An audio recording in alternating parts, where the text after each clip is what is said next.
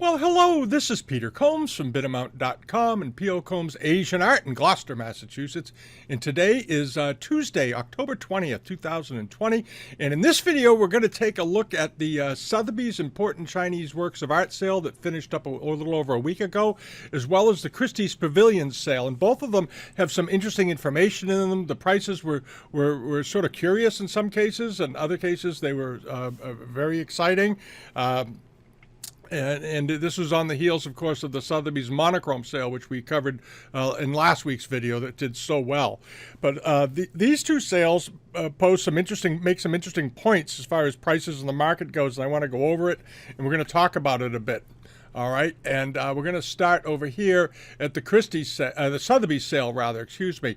And we focused in the preview video on this sale mostly on the blue and white pieces at the front end. This sale had about 63 lots in it, and they had about 20% of the lots didn't sell. And I think largely that's not because there was anything wrong with the pieces. I think the estimates maybe were a little bit too aggressive in a few cases, and it just discouraged people. And as we've said a number of times in the last couple of years, the market is getting increasingly selective. Tastes are hardening in certain areas, I think, and as we saw also, Ming Furniture, of course, has gotten a huge bump of interest, it seems. And so here we are. And I wanted to take a look at some of these and talk about them. As you see, a number of the lots didn't make their estimate, didn't make their reserves here and so forth. And here on the Mei Ping vase, this very lovely Mei Ping, didn't sell. Even it was estimated at 6 to 8 million Hong Kong, which is roughly about what does that come out to? About 700,000 to 1 million US. Didn't get off the ground for whatever reason. It had bids, it just didn't quite get up there. All right, and there's been a number of those on the market in the last year, and some of these similar examples that turn up once the market's already had a few. We're going to see cases where they just don't make it. All right, and let's take a look and see how it was. First thing was this, the Lobes Qianlong Marken period vase. Very lovely example. We talked about it in the preview. It was estimated at 2 to 3 million Hong Kong, and I think I might have mentioned I thought that seemed pretty reasonable for what this is. Beautifully done all the way through, this nice heaping and piling effect, reminiscent of Ming examples in the way that the cobalt is done. Those lovely elephant head handles, all the little bits of symbolism, the lotus blossoms and so forth coming down the body. Very well decorated. The spacing, the use of negative space on this was quite exceptional, and just a great looking pot. And in the end, it did fine. The high estimate was 3 million Hong Kong, and it sold for 4.7 million Hong Kong, or roughly $600,000 US. Which is a pretty big jump from the $250,000 US high estimate that it had before the sale. But not a huge surprise, a particularly attractive looking vase, I think. And then over to this one. This was my favorite porcelain that sold in the last 2 weeks in Hong Kong. I said this when I first saw it. I still feel that way. It was and it was not Marken period. It was just an 18th century pot, probably Qianlong. They didn't say, but I suspect that's when it was done. But just spectacularly beautiful, and it was substantial in size. It was 18 inches tall. And we looked at this pretty carefully because I just absolutely loved the way the cobalt was shaded in so beautifully. The way the use of the iron red here on the headpiece, and then the little red decoration there on that cup, and then on that flower, just a touch of it right there. That is a tough trick to pull off with these because of the difficulties in firing red with underglazed blue together, because there's so many things that go wrong. I didn't even notice it the first time I looked at this. They even showed the red liner on the inside of the fold of the robe. All right, had a red liner, and the artist decided to use it, and it sold. It had an $800,000 to $1 million estimate, or roughly $100,000 to $120,000 U.S. estimate, and sold for almost five times its high estimate, bringing it in at about what's that come out to, about $600,000 U.S. But just a absolutely splendid piece of porcelain. And then over to this, the Yongle period barb rim dish. This had an estimate of 3 to 5 million Hong Kong, which is not unusual given what we've seen them sell for in the last year or two. But it sold at the sort of at the lower end of its estimate at 3.5 million Hong Kong. I'm not sure why it didn't do a little bit better, because a lot of them have, but this is a fairly refined market. When you get into prices in this range, you're talking about spending hundreds of thousands of dollars, and it may well be that people who want to own one of these, that have the money to own one of these and are positioned to do it, already have one, or maybe they're looking at another example that's on the market and they wanted to see how this one did, whatever. There's a million reasons why things sell for modest prices or don't sell at all, and this one sold for 3.5 million Hong Kong, or a little around $430 or so thousand dollars US. And this was a decent sized one too. It was 15 inches. A lot of them are in that range, 14 and a half to 16 inches in diameter, and that typically in that size. All right, so that was, I think, a good buy for somebody in particular. And then over to this really beautiful, we talked about this in some detail, this absolutely great peach and bat bowl. In the write-up on it, they felt that it may be one of a kind with the same number of peaches and bats, which is all very important because they count those things. But the decoration on it was splendid. And what was so interesting about this, as we discussed a couple weeks ago, there's no outlining in the peaches. You notice that they're just simply enameled onto the body of the bowl, which is quite unusual. Okay, there's no outlines on the upper edges and so forth, and most of them are. It was estimated at 25 million to 35 million Hong Kong dollars. Ended up selling for 26 million, almost 27 million Hong Kong, which was again on the low end of the estimate, which that includes the buyer's premium, so it means the reserve was, roughly probably at the $21 million Hong Kong mark, somewhere around there. And it sold for 26 million and change, so that boils down to about roughly $3.4 million dollars United States currency.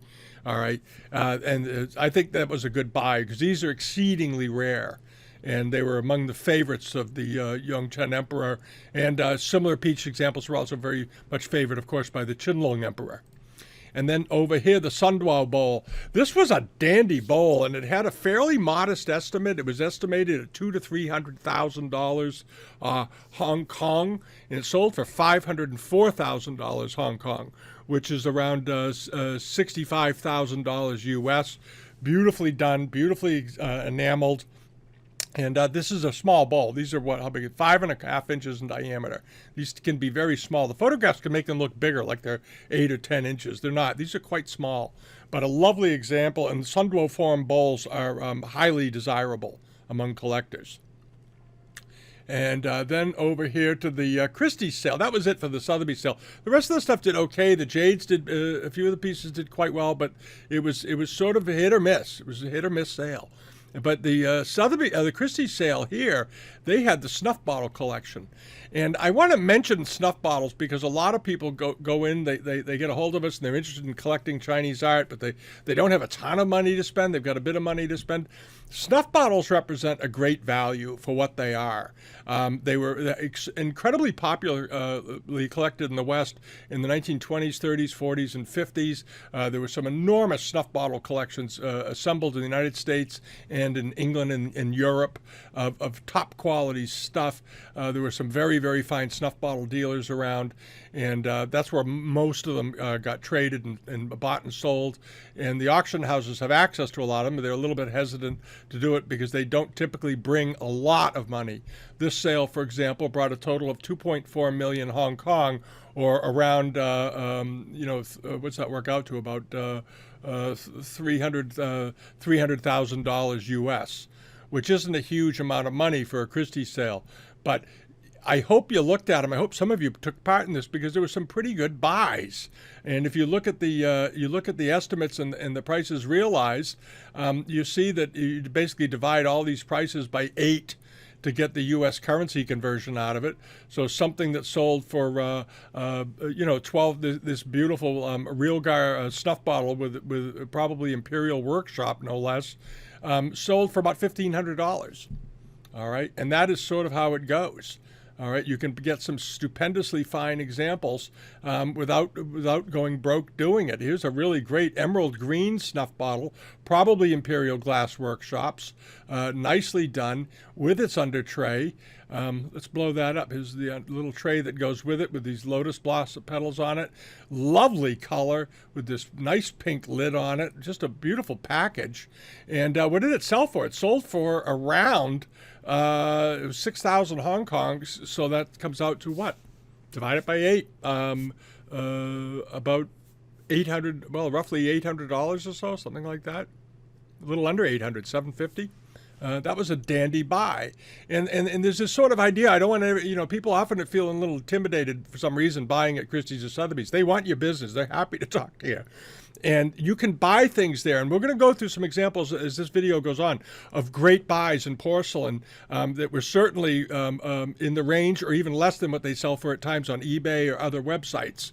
All right, when they do auctions. So stick around for that. We're going to go through some very interesting examples. But this was a beautiful bottle. I just love the green in that. Now, this was the big gun in the sale. This was the cover of the catalog. It's an enameled copper example that was done, they believe, at the Imperial Workshops of European subject matters. And this, again, gets us back to what we've discussed many times, is the influence of the Europeans, the Jesuits, and so forth on the Qianlong court.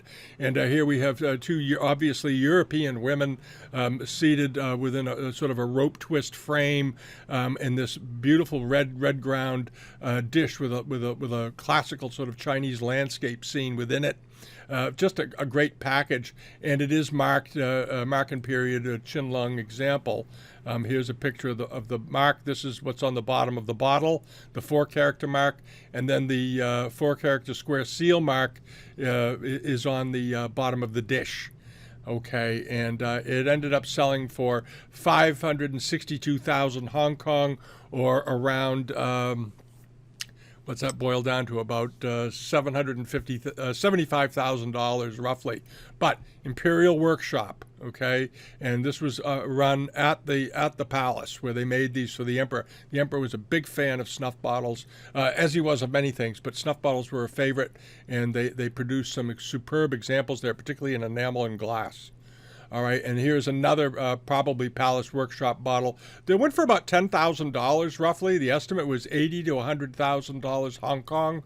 It sold for $87,000 Hong Kong, which is about $10,000.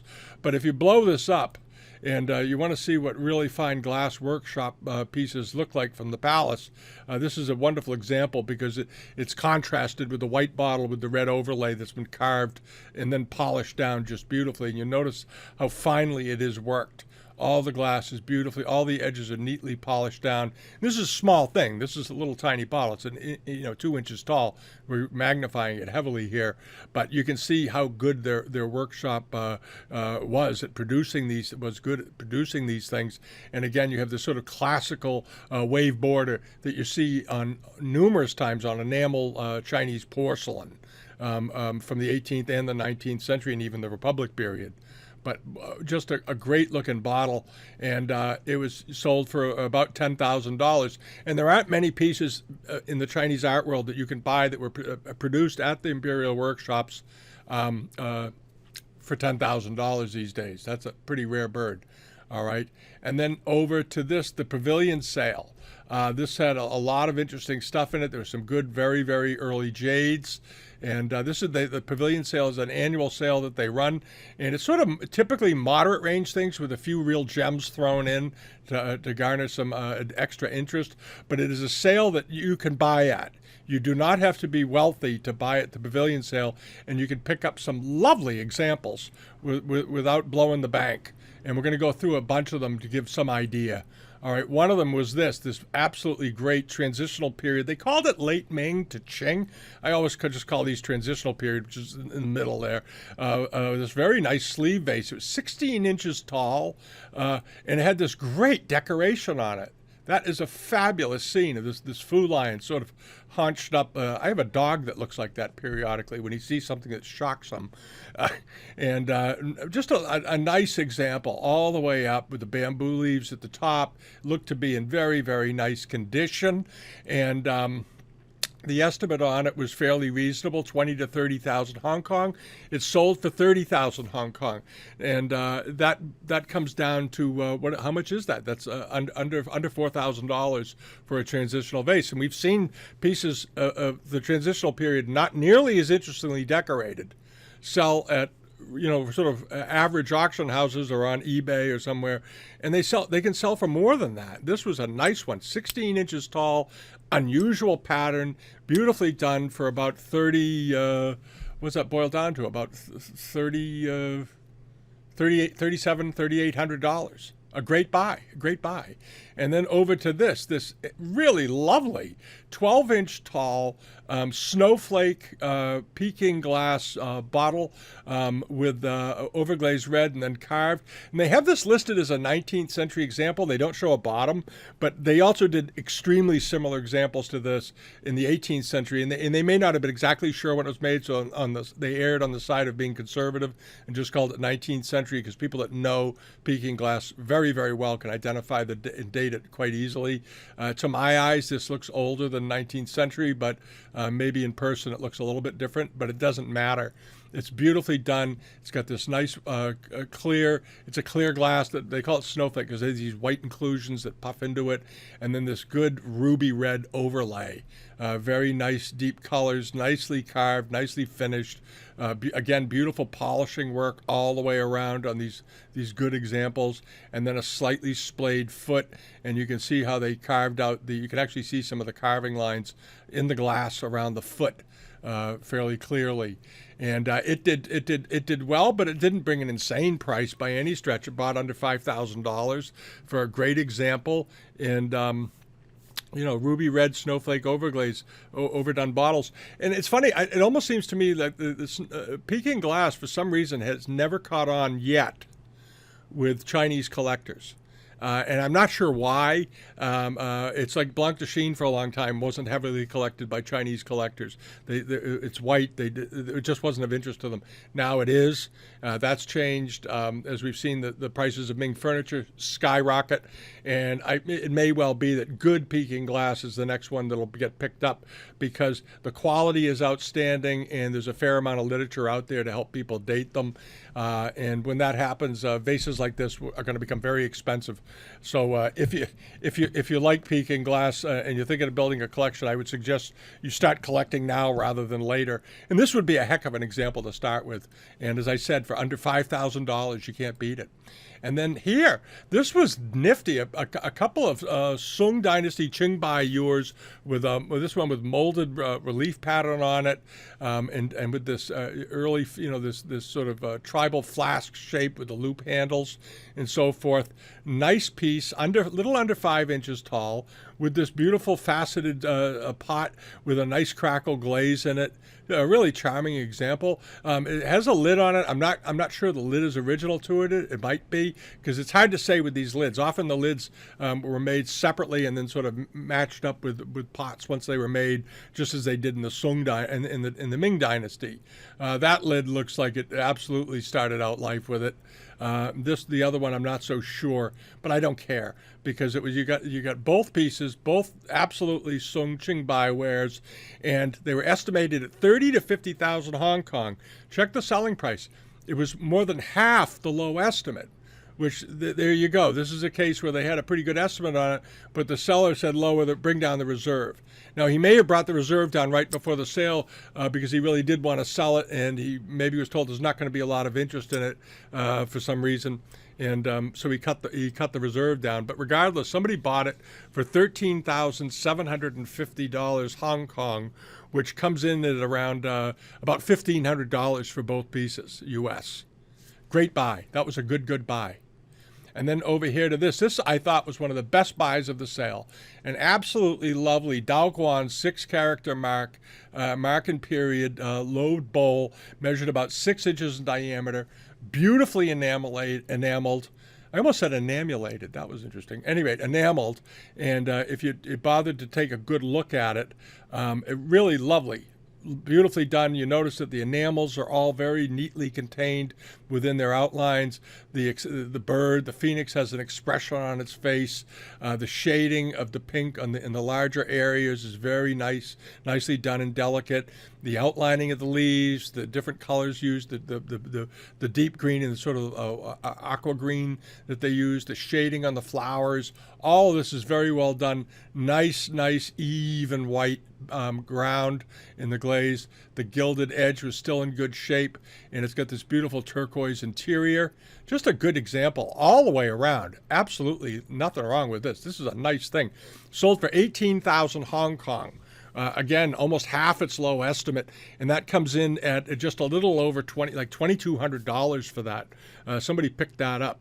That was a good buy. That was a great buy. And I've said so many times, leave a bid, even at Christie's and Sotheby's. Open an account, put your card on there, and just go through and fish the sale. Leave bids places.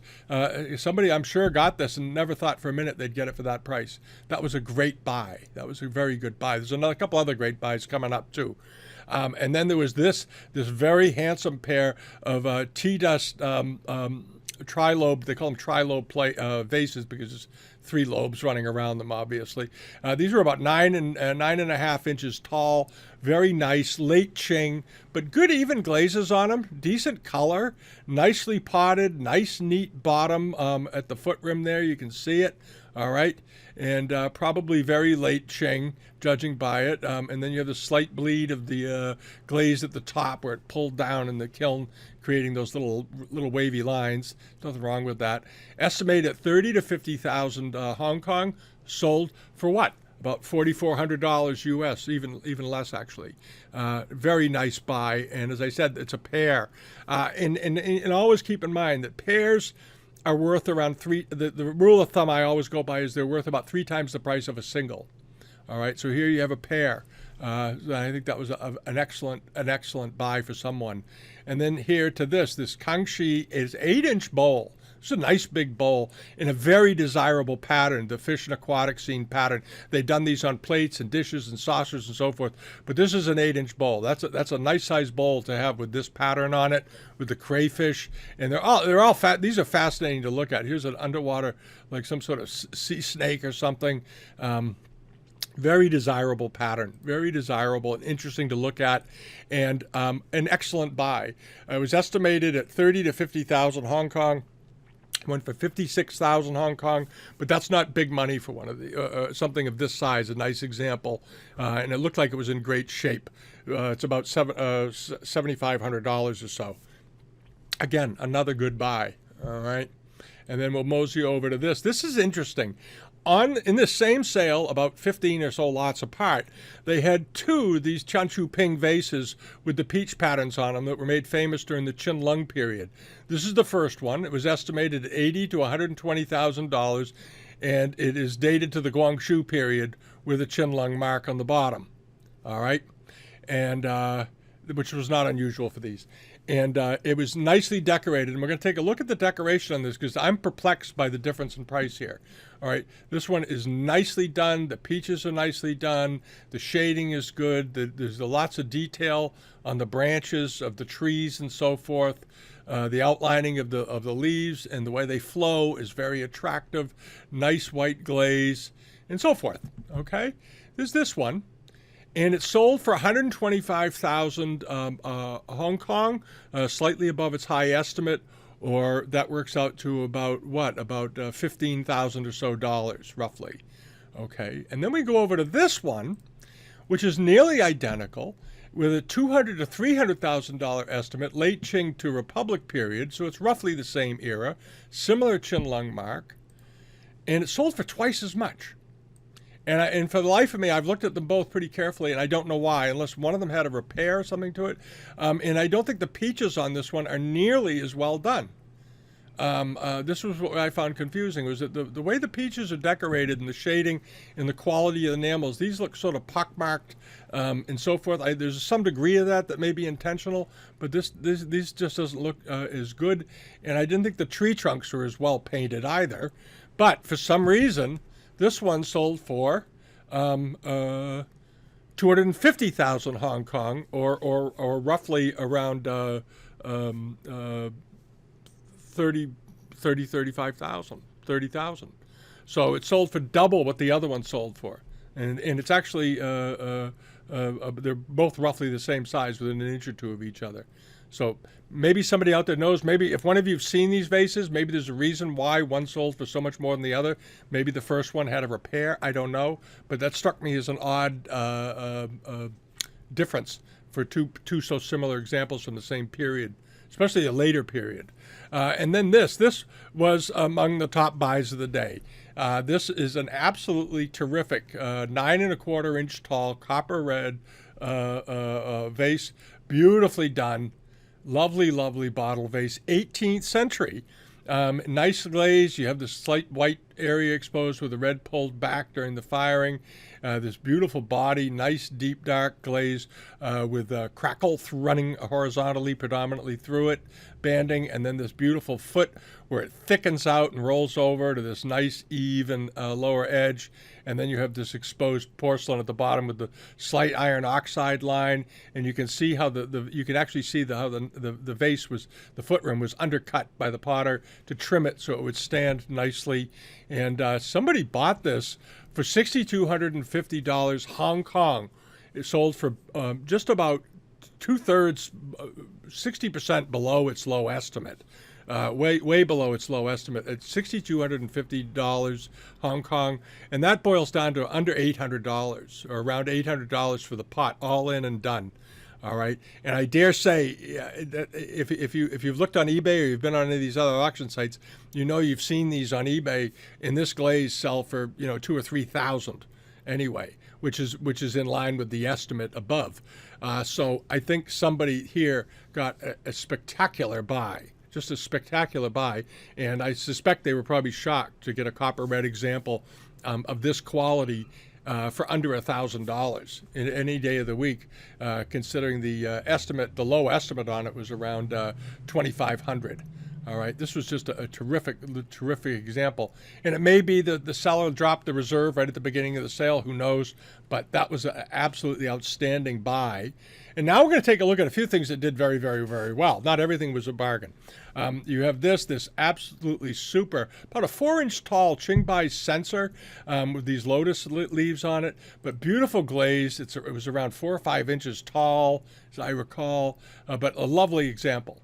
Nicely done. You can see the pooling of the blue glaze, that beautiful translucent glaze that they use with a blue, tight, slight blue tint on it, in all the little areas where it can pool up, and then under here as it ran down and gathered under the thing, and then flowed out through these little channels, and then down to the lower section. Just a really, really terrific looking piece of sungware. And it was estimated at 100 to 150,000 Hong Kong, and it got a lot of people's attention, and it sold for 812,000 Hong Kong dollars, which is a little over $100,000 US, which is of course way above its high estimate of it around what does that work out to, about $12,000. It sold for way above its 6 times, 7 times, 15,000. Sold way above its estimate. Nice example. And then over here to this. This is a very interesting pair of bowls. A pair of Kangshi examples. They had been at one time in the British Royal Pension Fund collection back in the 1970s. And that was a time when the fund invested in artwork of all kind, not just Chinese works of art, but European works of art, great paintings. They put together a team of experts to help them, and they bought the best of the best. They bought some very fine Yuan and Ming pieces that brought record prices when the fund disposed of them 25 or so years later, and they had this pair of bowls. And I thought these were just splendid because I love it. I love it when an enameler can use just a minimal number of colors to get great effect. And here you have this hint of this very delicately painted aqua blue water on sort of a calm morning, just ripples here and there with these beautifully, delicately and detailed, decorated, applied lotus flowers onto it. Just a beautiful, beautiful example with little bits of grass coming up. out of the piece.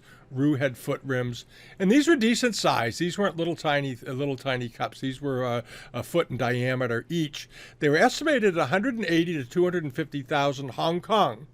So the high estimate was about $30,000 or so U.S. Okay, they sold for $2.125 million. So $2,125,000 Hong Kong, which is about 8 times its high estimate, and did very, very well. That brings them down in at about $250,000 United States currency, but absolutely beautiful and very unusual. Oh, here's the footnote at the bottom. Again, sold at Sotheby's Hong Kong in 1977, lot 138, bought by the Royal British Pension Fund. Very nice. And then over here to this, the pink flask. We had talked about this because this had been for sale at Christie's in 2018, and I was under the impression that it sold.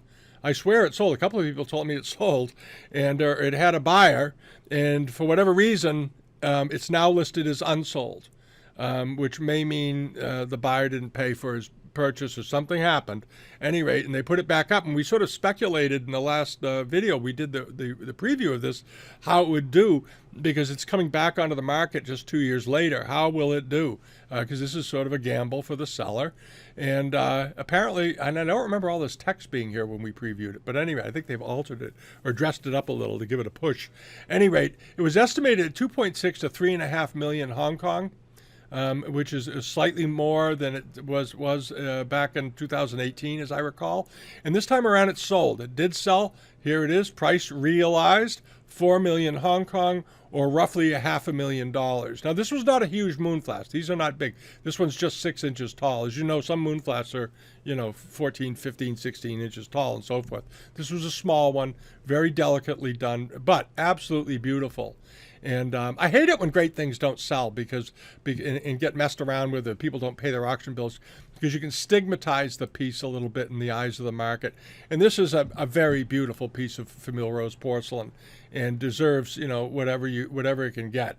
Absolutely outstanding example, and I'm very glad it sold this time, and hopefully the buyer will pay his bill. All right, and that's about it looking back. So it just goes to show you you can get some really, really good buys at Christie's and Sotheby's. You have to take the time to go in and look. Don't be intimidated by the brand, and get to know them. All these companies, all these large auction companies want your business. They want you to get to feel comfortable with them, just like an antique shop wants you to feel comfortable with them.